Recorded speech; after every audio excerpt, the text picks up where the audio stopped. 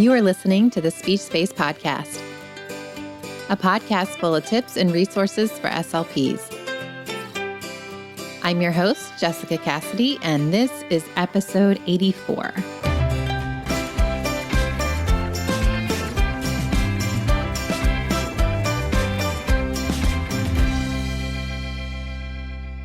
Hi, everyone. I am so excited to bring Abby Landy back on the show today to continue our talk about late talkers. Before I do that, I did want to mention that this podcast is brought to you by the Digital SLP membership site, which is a site that features time-saving, interactive digital resources that are all teletherapy platform friendly. You can learn more or sign up by going to thedigitalslp.com/digital SLP. Hey, Abby, thank you for joining me again. Hi, Jessica. Thanks for having me again.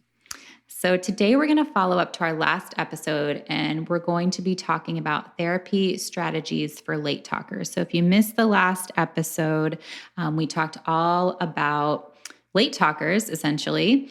And if you want to listen to that, that was episode 83. So you can find that by going to thedigitalslp.com/podcast. So let's go ahead and dive right in and talk about some therapy strategies for late talkers. Yeah, so I love working with late talkers. It's one of my favorite populations, and my personal therapy style is very play-based. And so I always tell families right from the beginning when working with children who are late talkers, just following the child's lead always leads to a more successful therapy session.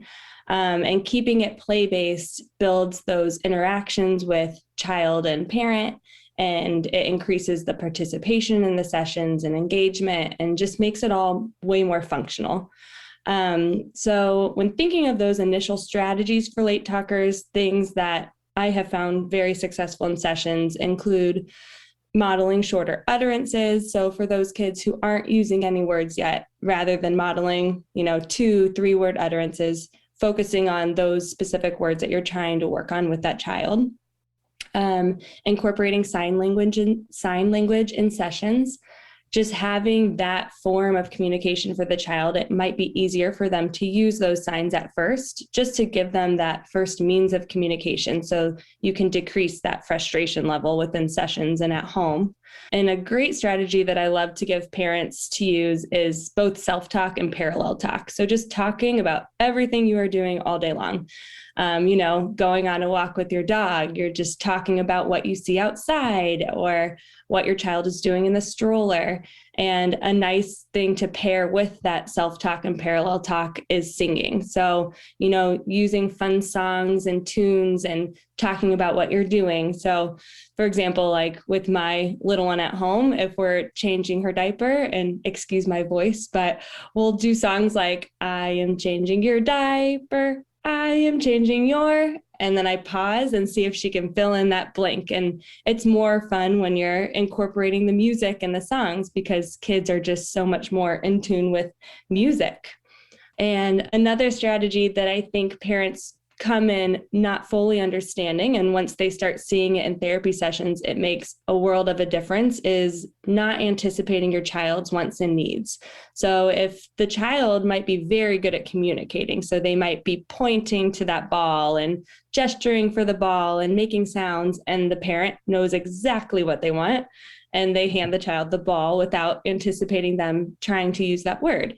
So just explaining this to parents and modeling for them how to try and have that child either make a b sound or try to say the word ball or use the sign for ball before actually handing them the object is a great strategy to also start with, because I think a lot of parents don't realize how often throughout their days they're actually anticipating their child's wants and needs, since they might be very good at communicating in general.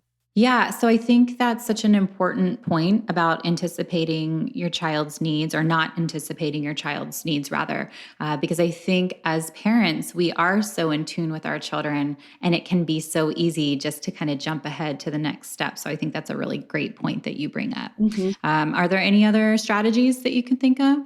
Yeah, so Another strategy, especially for those kiddos who come in maybe with a couple words already, but you're working on trying to expand those utterances, is working on expansions. So if they're saying those one word utterances, like the child saying more, and you're doing bubbles, then modeling for them, oh, you want more bubbles, just to give them that expansion is another great strategy to try and increase how many words they're using.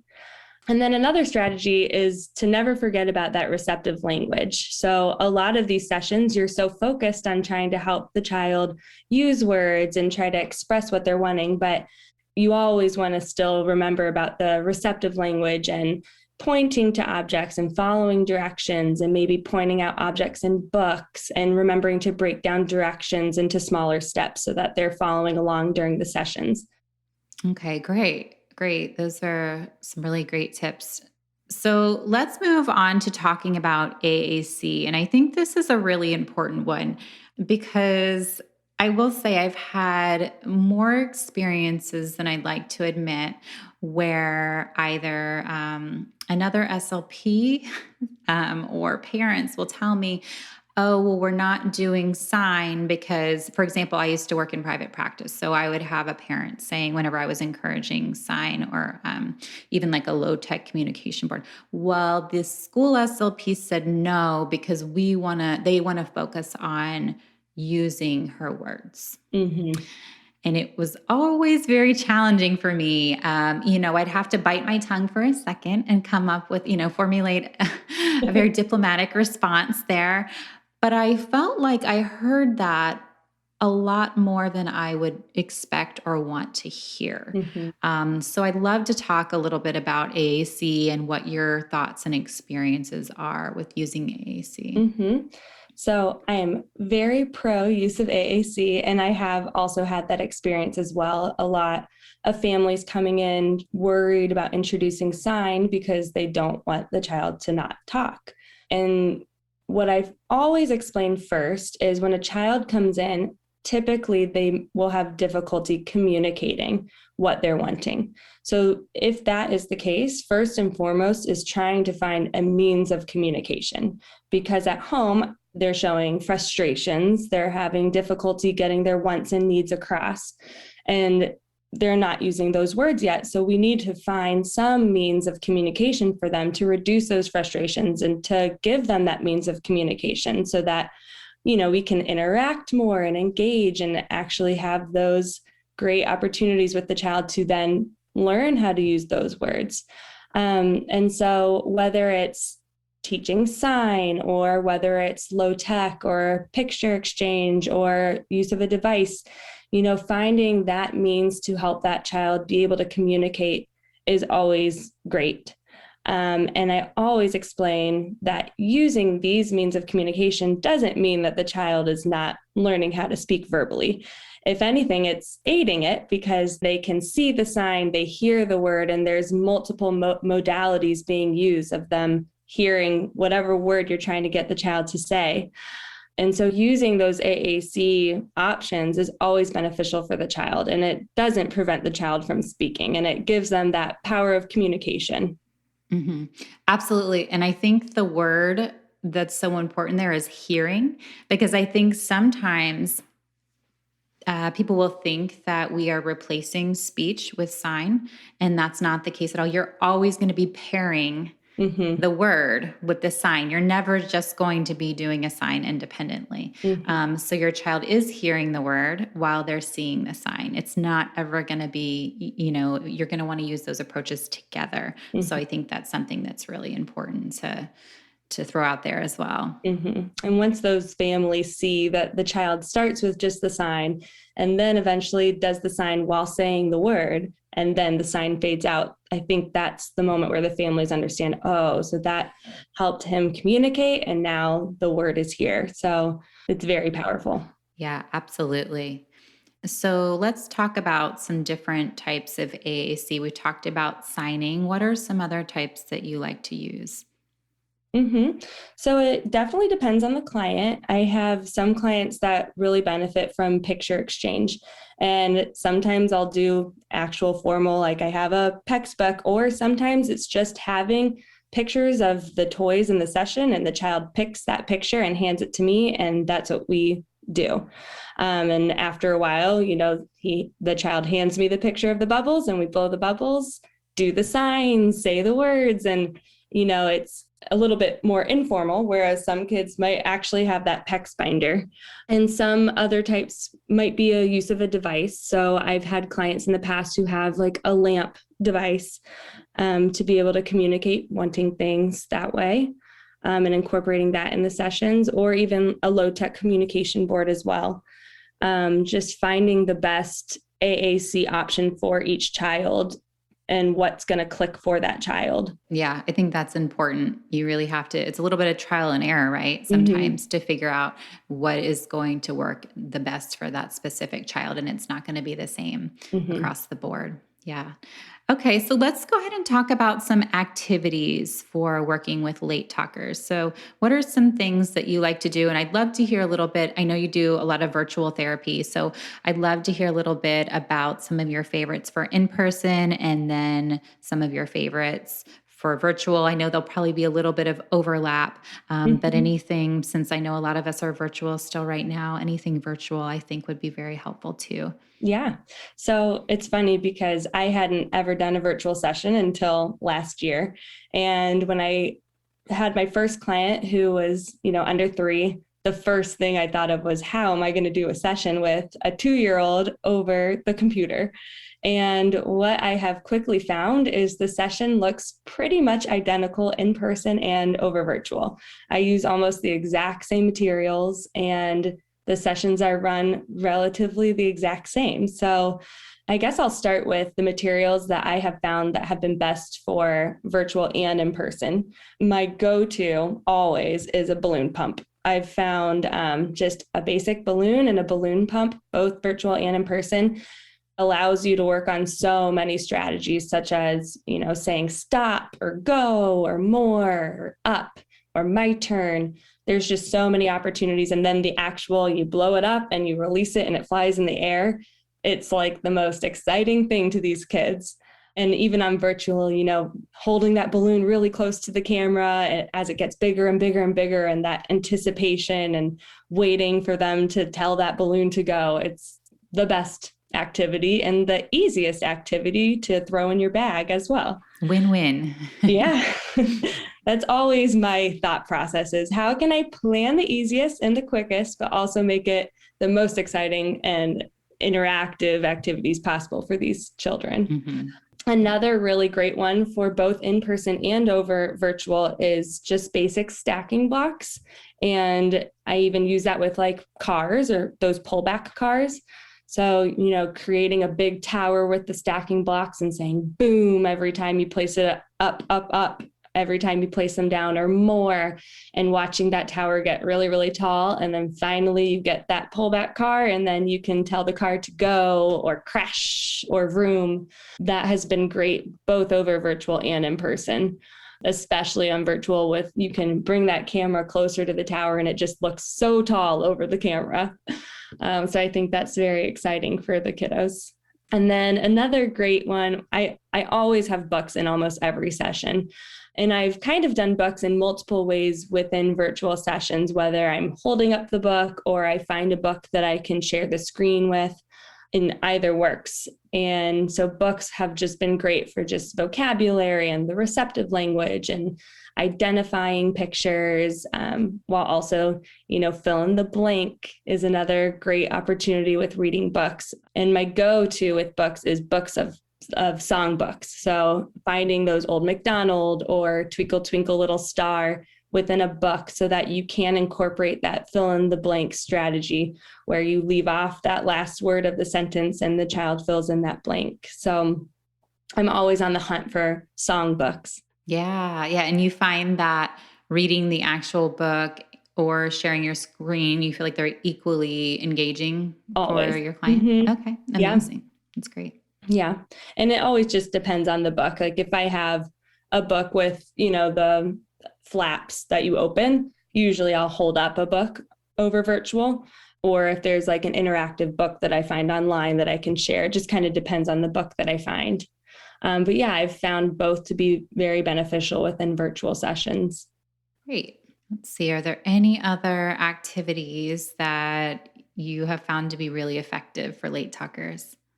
Yeah, so and there's many activities out there that work for this strategy, but one thing is trying to find an activity where where it provides multiple repetitive opportunities for a child to try and say the same word.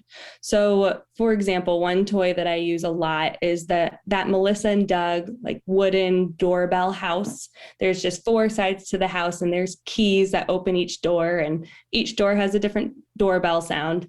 And it just allows, I'll hide things in each door, and we work on whether it's open or my turn or help, because a lot of the kids have trouble using the keys themselves.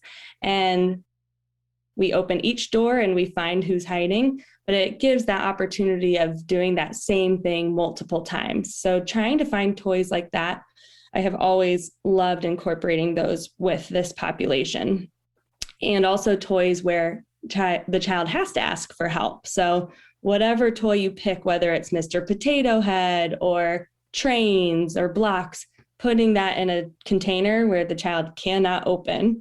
Or if you're on virtual and you're shaking the box in front of the camera, waiting for them to tell you, I want it to open, finding toys that they need to ask for assistance is always a great strategy to help with this population as well.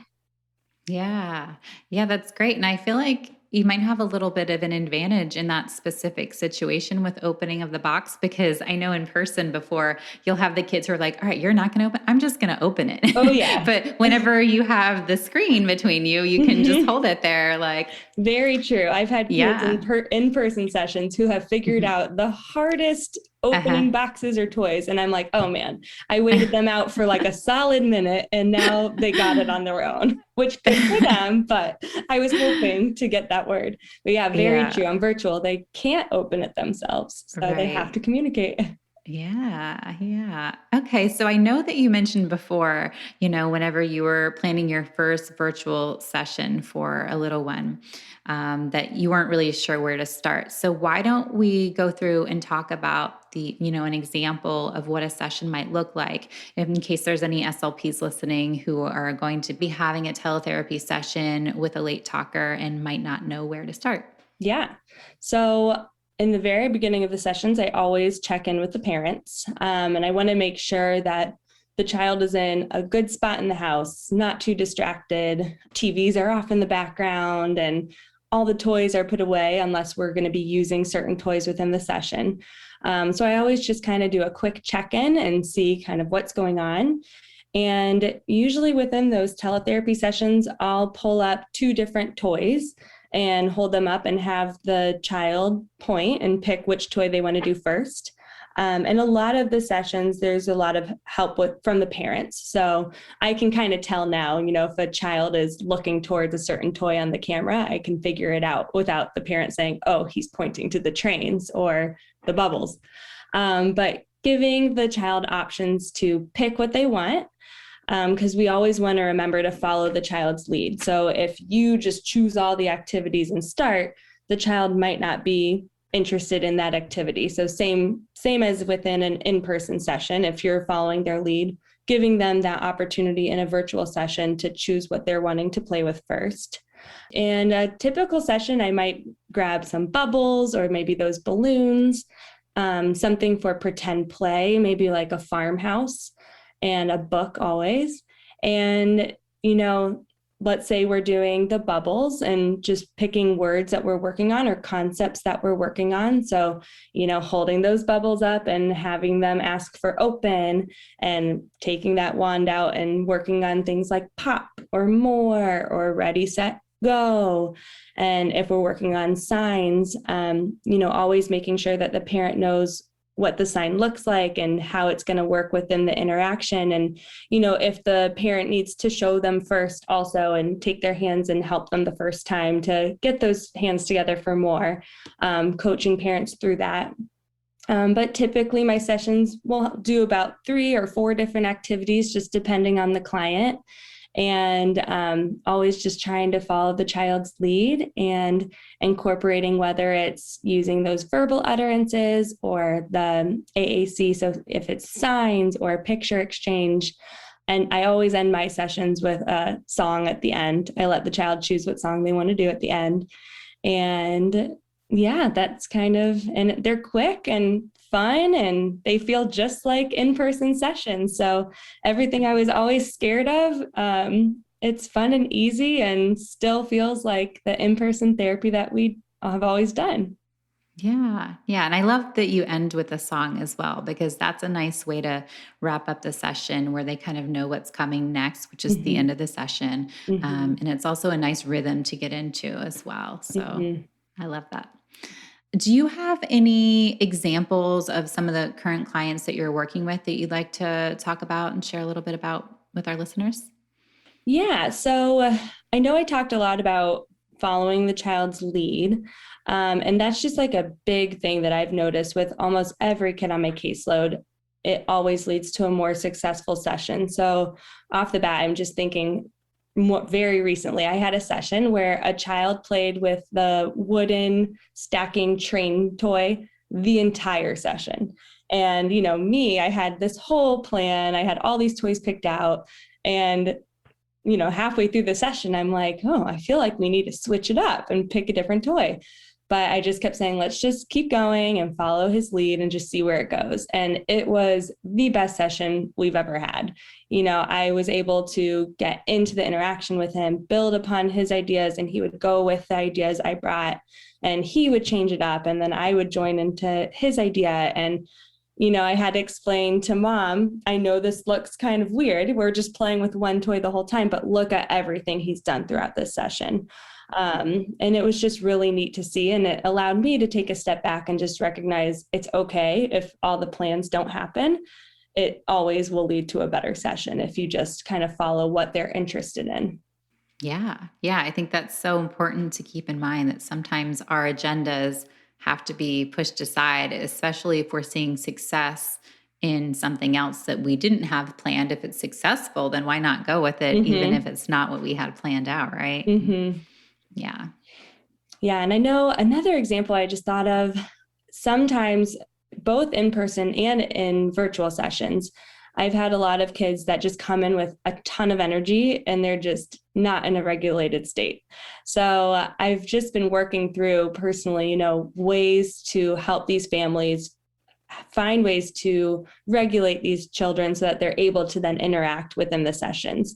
So I've had some discussions about occupational therapy with these families, or just trying to find activities that'll help these kids, whether it's, heavy work or a swing, or sometimes I'll throw like a big yoga ball into our sessions to incorporate just some movement, and recognizing I kind of need to pause what I'm doing, help the child become more regulated, and then kind of bring them back.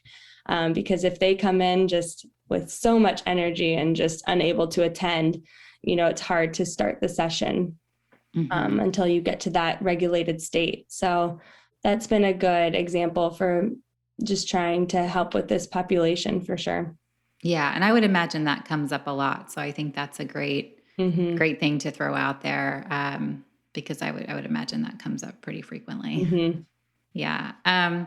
What advice would you give if you have a client who checks out as soon as you introduce a situation that requires them to communicate? This is a tough one. So it definitely depends case to case. You always have to feel when to push them and when to kind of back away so that you don't lose that interaction. And some days with that same client, you might be able to push them and they're communicating and using words and staying in the interactions. But then the next session they come in and you're like, oh, do you want more? And they just walk away. Or, I have this like puzzle mat in my office, and a lot of kids will go and just start playing with the puzzle mat because they don't want to continue the interaction. So kind of always gauging when a child walks in or when you log in for a virtual session, what state is the child in? Are we in a good state where I can kind of push, and explaining to parents always, right now, I'm probably not going to expect him to, use words. I'm just going to model right now. And I'm not going to, expect him to say anything. And that's okay. When you're modeling and modeling over and over, they're hearing it, they're seeing those signs, they're understanding. And it's okay not to push. Because when you do push and it's too much and you lose them, then the session is pretty much over and it's hard to come back from there. Yeah, absolutely. Now, let's talk a little bit because I see this a lot where I will see a parent telling their child, say bye, or say this, or say that. Mm-hmm. So, in those situations, how can we be educating the parents on a better alternative rather than telling them what to say? Mm-hmm. I see that a lot. And I've had a lot of conversations with parents because they'll recognize, or parents will say, I listened to a podcast and I heard, don't do this. And should I not be doing this? So I have conversations about the importance of modeling. And, I explain to parents, it's okay for you to say more every once in a while. That's fine. It's a natural instinct. I do it with my little one constantly. I'll be like, oh, you wanted more? Say more, because I know she can do it. But for kids who are, just starting out and learning how to communicate using these verbal utterances, just modeling what you're wanting them to say is going to be just as powerful, and it won't make them shut down. When a child hears, say more, say more, say more, and it's hard for them and they have trouble doing it, it takes a lot to explain this to parents that by you just modeling it, it's going to also get them to the place of using these verbal utterances. But, I always tell parents, don't be hard on yourself. It's okay if you catch yourself doing it. It's very natural. But just the power of modeling is a great piece of education for these families, for sure. Right. Yeah. Yeah. I think modeling is so important because we especially have to keep in mind for the little ones who are coming to therapy, it might not be as simple for them depending on what their diagnosis is, which they might not have one yet because they're so little. They might not be capable of saying what it is that you're asking. So if you're asking them to do something that they can't do yet, that can be frustrating for them. So by modeling, that takes that piece out of it as well. Yeah. And then I explain, once your child, they can say open, like they've done it multiple times. If you're in a scenario where your child's just pointing and not saying the word, those are great opportunities for you to say, I know you know how to say open. Let's say open, and, pushing them a little bit. But yeah, when children are having trouble and they come in and it's very hard for them, modeling is always going to be better. Absolutely. Okay. So is there anything else that you would like to share about late talkers that I didn't touch on? I think this population is just so fun to work with. And a lot of it is just parent education and parent coaching and just working with parents because, they don't have the education that we have necessarily where, we've learned all these strategies that we can use. And it's almost like innate nature for us of how to help this population. So just coaching parents, showing them and modeling things that they can try at home. And a big thing that I also love to do within sessions is finding things that are going to be more functional. So if a parent comes in and says, I really want them to say mama, or, we have a really hard time with bedtime. And, if there's a specific scenario at home, trying to take that exact scenario and incorporating that within your sessions so that it's way more functional for them and it will help them on their day-to-day basis. That's also a great piece, and just communicating with families, since a lot of it is just coaching with these parents. Yeah, I think that's great advice. I think functional language, I think as SLPs, that's something that makes us all smile whenever we're working on language that's really functional and not, kind of like counting or, something like that. Mm-hmm. So I think it's really important to at least to start with that, because that's where the most meaningful communication is going to happen, right? Yeah, exactly. Yeah. Yeah, exactly. Okay. All right. Well, thank you so much, Abby, for taking the time to come on here and chat with me. I think that these tips have been amazing, and I know that they're going to, our listeners are going to find them to be so helpful. Thank you so much for having me. This was so fun. Yeah, we'll have to do it again. Yeah. All right. Bye, Abby. Bye. Thank you so much for tuning in today. If you want to access the show notes from today's episode, you can go to bit.ly, that is bit.ly/TSSEP84. Or if it's easier, you can head on over to thedigitalslp.com/podcast. Thanks again for tuning in, and I hope that you have a wonderful week.